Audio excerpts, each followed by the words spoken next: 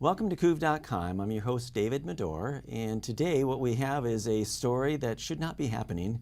We have a $120,000 obstacle to a local organization that wants to hire teachers, create jobs, and use their existing building. Right. Our host today, or our guest today, Rosemary Warner. Rosemary, you're trying to just simply use your existing building, which is a church and a daycare now, Right. with existing classrooms, for a Monday through Friday, the way you're using it already on Sundays. Correct. And you went down to the county and said, okay, what do we need to do to make this happen? Yes. And you got, you came back with something that was kind of an obstacle for you. We do have an obstacle now. It's a financial obstacle. And your congregation that's trying to make this all happen Yes. is like, what, 100 people? Yes, barely. We're just a Okay. little congregation.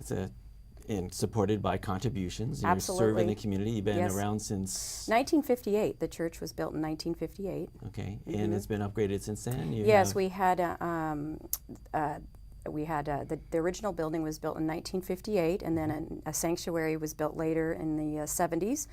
And then the new wing of classrooms, we call it new, but it was in 97 was when that was built. So basically what we have here is just simply a existing building and an existing, you have church on Sunday, you have Yes. classrooms and teachers involved Yes. in that. And you've already paid traffic impact fees back Yes. when you upgraded your building, your site in 1997. Yes. So everything's current as far as you know. You don't Yes, we get fire inspections, health inspections all the time. We're all current with all of that. Okay, so the permission, in order for you to be able to actually use that building, the existing building, to hire teachers, to create a kindergarten class in grade 1, 2, and 3, the county came back to you and said, well, we have a $17,500 traffic impact. Actually, let me look it up here. I better have my glasses here. $17,500 for traffic impact fees. And that would be just for kindergarten. Oh, okay, and another $52,500. Right. It's about $1,000 per student. Okay. Frontage improvements, they want you to be able to do some construction, $17,000. And then the site plan review process, the different They costs. want about $11,000 to talk to you, to be able to just they have traffic studies, $3,000. Plus. They want you to hire a civil engineer for $11,000. Permit, $3,000. And it goes on. It basically totals to $119,496 for a permit to get permission from the county to use your existing building. Are you going to do it? Well, we're trying. We're going to move forward with the kindergarten, and we're going to be doing a Type 1 site review. We were able to get into that, which is a good thing because it doesn't take as long and is not as expensive as a Type 2. Okay. Now, when I first heard about that, my wife knows you, and she shared this with me. Yes. And so I called you, and I thought, well, there must be a misunderstanding. So I thought, let me find out what's really going on here. So rather than make some big public thing, you go down at the commissioner meeting or something like that, I just simply said, here's a chance for the commissioners to be the hero. So I gave you the 3 cell phone numbers for the 3 commissioners. Go behind the scenes, talk to each one individually to see if they could solve your problem. Yes. And so you've been in contact with them. You've done that. And now this is, what, a week or 2 later after that process. How did that pay off? What's the result from that? Well, I contacted 3 of them, and I heard back from 2, and I was able to, there was a meeting that was set up that I went to this past week. They tried to bring all of the players into the meeting to have a discussion, and it just didn't seem like anything really was improved because of that. We're sort of at the same place where we were when we went into the meeting. With a big book of codes like this. Okay. And this is why we have to do these things. And that code, that's basically, where's that come from? Who says? I asked that question. I said, how do we get the codes changed then? And they said the county commissioners are the ones who will change those codes. So the power to make it life easier, make life difficult, is within the domain, within the scope of the county commissioners. It sure sounded that way. So probably what the history of this is that we didn't used to have these kind of fees. We didn't used to have impact fees until sometime in the 1990s when growth used to be a problem. Too much growth, got to throttle it down. And yet, here when the patient is in the hospital, yes, when our economy is in a crisis mode without jobs, we have the same policies still saying growth is bad. We got to throttle it back, penalize them with these punishing fees. I would think this would be a really good idea for the current commissioners to say, hey, we get to play the hero now. Here's something tangibly we can do to remove these obstacles. And so far, that's not happening. This is an election year. You would think that this would be. I was hoping something would happen. Yeah, I was hoping. If it's not going to happen now, when is it going to happen? I don't know. Well, it's discouraging, that's for sure. And as far as you understand, this is not something that's just unique to your school. No. It's not something that this is an exceptional situation.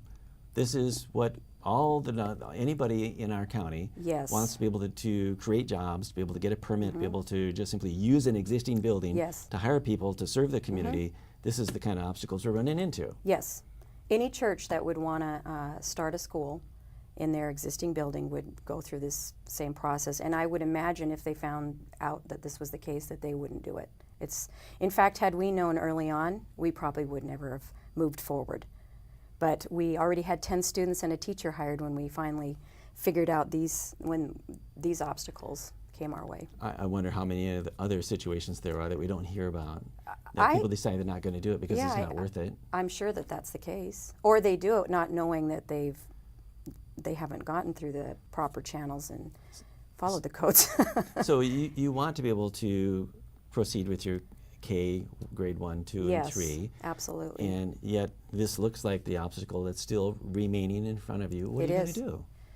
Well, we've been brainstorming about that, and I'm already looking into writing grants to see if we can get some outside help and maybe seek some donors to help us out. We still feel that it's a worthwhile cause and it's necessary in our community. When we have a public school right across the street, and the half-day kindergarten class last year had 28 students in it, 28 with one teacher.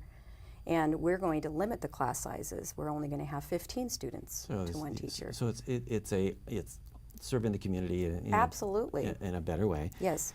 Well, the argument against waiving these fees or reducing these fees or making these fees go to zero is that we're somehow passing the cost of this development or the cost of the county, these expenses, onto the taxpayer.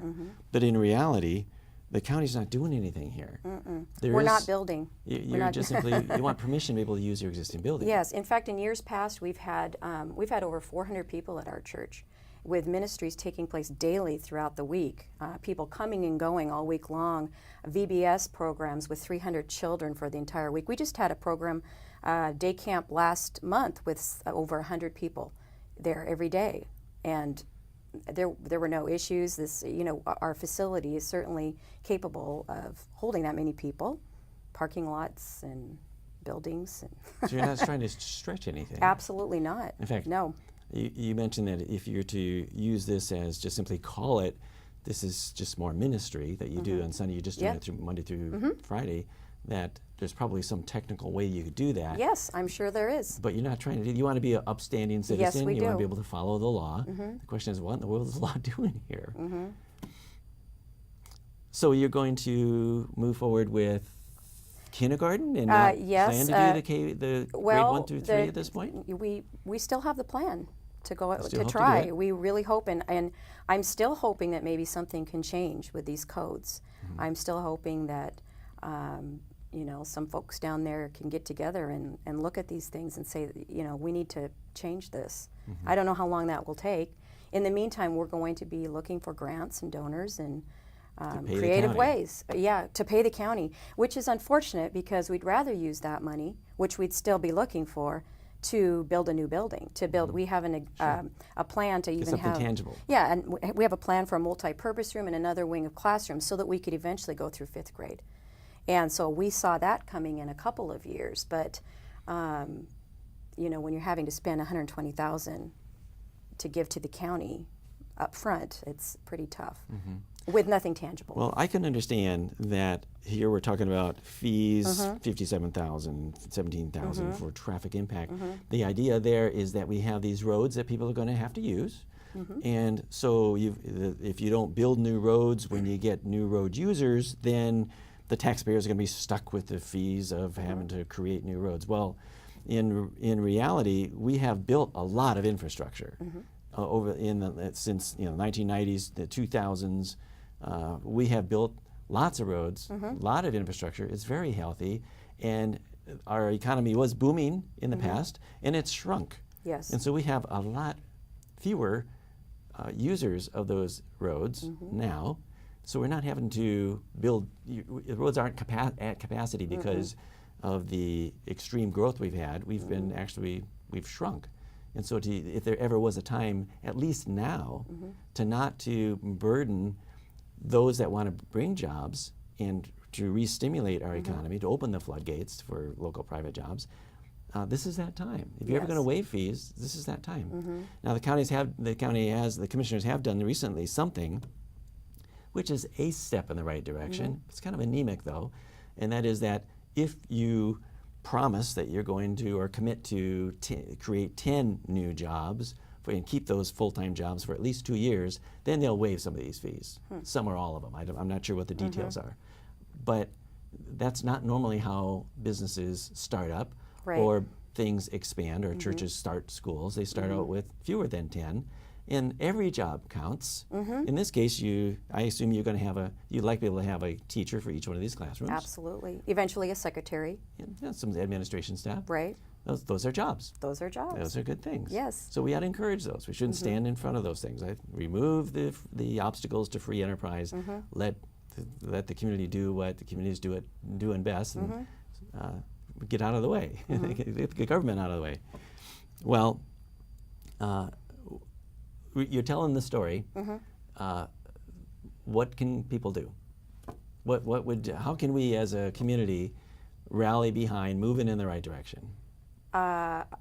Maybe talk to some politicians or talk to your county commissioners and ask them to please change the code so that we can have businesses in the area, especially in Clark County here, where there's empty buildings all over the place. And I'm imagining now, I never even understood all of these things till I got involved in it. I imagine that's why there are a lot of empty buildings. Because it costs money to start using them. That's what I'm thinking. Yeah. So I would think that we could certainly speak up, certainly write letters to the editor. Yes. This is an election year. People can choose which path they want to take. Do you want to keep doing more of the same here? Or you want to be able to change direction? Seems like this is a good time to change direction. I think so. People think, well, there's not a whole lot you can do. It's a national level, it's a state level. There's laws that kind of prevent us from moving in the right direction. But in reality, this is all county stuff. Yes. This is us. And if we wanted to waive those, in fact, I talked with Bill Barron, the county administrator, about this. In fact, he brought it up. So apparently you've got the county's attention. That's really good. So hopefully they'll serve you better. And maybe if people know about this story, they'll call and say, can't you guys do something? That would sure be nice. Yeah, this is a time for them to play the hero. Yes. We got weekly meetings that they can address this and say, this looks like we ought to take some proactive steps here to remove the obstacles. Anyway, Bill Barron is he implements whatever the commissioners indicate. And what he said to me is that there's nothing in the state law or any other requirement that requires the county to charge any of these fees. The county is not required to charge traffic impact fees. That's totally up to us. So it's just us. So hopefully we'll solve that problem. Did you want to share anything else about this? It's just a passion that we have. We've been helping with a public school across the street for 2 years. We have folks from our congregation that go over there and help in the classroom. Great. We've given financially to them, and part of our goal and our desire is, as we build this school, that we can continue to give to that public school. We would love to have after-school programs for children who need help to come over, and even arts classes, and we plan on having technology in the classroom. We could use that with our neighborhood children as well. So our desire is not just to have this school for us, it's to give back to the community. You're not trying to necessarily make this a self-serving thing. No. Your reason for doing this whole thing is to serve others. It is. It's a ministry of our church is what it is. Yeah, absolutely. Which is your giving, and your history is giving. Yes. That should be encouraged. I think so. I think you're doing great. I hope that this will end up being a success story. That we can actually find out where we're at here, solve the problem, move us forward, and that the school can continue, and other schools, whatever the venture is. Yes. That whatever every job, every opportunity, especially when people are trying to serve people at no cost to the county. Right. This is that somehow we'll find a way to do that. Anything else? Well, we still have 4 spaces left in our classroom, so if anybody has a kindergarten child that they'd like to come to a wonderful Christian school, it's going to be a wonderful program. Okay, so you are moving forward with the kindergarten. Yeah, well, we have to call it 5- and 6-year-olds with the community, though. So the terminology, at least when it comes to applications, is that you cannot call it you can't call it kindergarten. Or it moves us into Site 2. Okay. I've learned that. So you have to be careful about the terminology when it comes to addressing the authorities on this, but I assume you're going to advertise this as a kindergarten in plain We have English. already, because most parents wouldn't sign their child up for a 5- and 6-year-old class because they wouldn't understand that it's really a kindergarten with curriculum and True. Yes. Okay, so basically it looks like the name of the school is Sunshine with a S-O-N, Sunshine Christian Kindergarten. And you are setting things up. You're already accepting applications for students to come. Yes. For September or August. We already have 10 students in the class, a teacher, and we have room for 4 more. Okay. So if people want to find out more, they can. How do they do that? Well, they can call the school, and I don't remember what the phone number is because it's new. Oh, that's not the new phone number. But well, you have a website? And actually, it's our daycare's website. It's sunshinedaycarevancouver.com. Okay. That has information about the school. And it's with an S-O-N? With an S-O-N, yes. And then also the daycare number is 360-573-7174. Okay. And one more time in case people didn't catch that. Yes. What's that phone number again? 573-7174. Okay, that's local. And you are in Hazeldale. Hazeldale. What's your address there? 11208 Northeast Hazeldale Avenue. Okay, so you're not in the city. This is a county thing. Yes. Okay, so hopefully this will end up being a success story. I love to be able to have a follow-up story of how this is the before, and then we get the after, and how things are able to move forward, and everybody wins. And I hope there's a happy ending, or happy follow-up story. a happy outcome. Yes. Happy outcome. Yes, all definitely. Right. Well, thank you very much, Rosemary. Well, thank you. Appreciate that. You bet. Okay, I guess that wraps it.